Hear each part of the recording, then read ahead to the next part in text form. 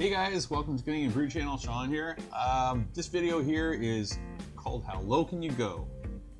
I decided to do a Kolsch style beer about a month and a half, 2 months ago. Then I did a second one, maybe it was 2 months ago.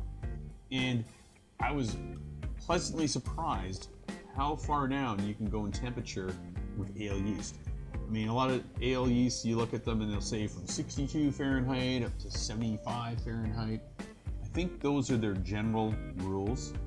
I have now gone with US-05 down to about 54, 55 degrees Fahrenheit. First time I did it was with a Kolsch. I've only done it actually with a Kolsch style beer. And I was so happy with how the results were. Like I said, it was like an ale, or not an ale, sorry, it was like a lager. There's no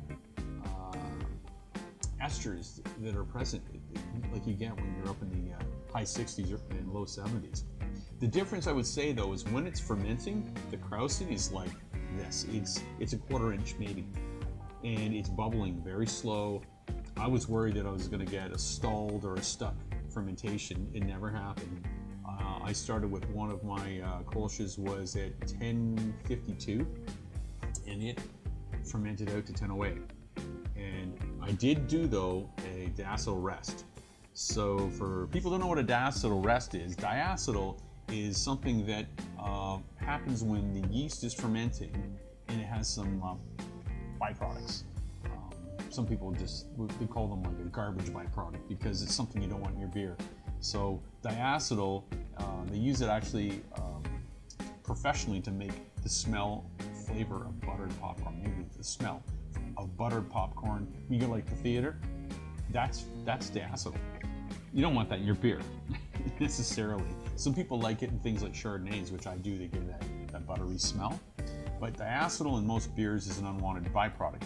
So as the yeast is fermenting, that's something that's like garbage that it shoves out of its cell as it's fermenting away when it's really active. And there's actually, I don't have the name of it in front of me, there's another byproduct that it first excretes, but then over time oxidization happens and that turns it into diacetyl. But needless to say, there's this diacetyl sitting in your beer, especially if it's a low temperature fermentation on a lower scale, which I was doing. But to get rid of it before the fermentation is totally completed, you warm up the beer up to the higher end of what the cell can take, your yeast. So when I did my Kolsch, 58 degrees, 55 degrees, up to 60, it kind of ranged in around there for about 3 weeks.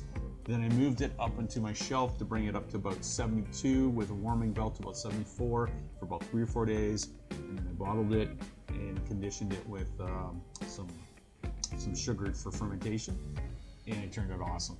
There's no diacetyl in it at all, and that was a worry for me that I wasn't get that all cleaned up, but it did get all cleaned up. So you can do this with any kind of an ale yeast that you want to use.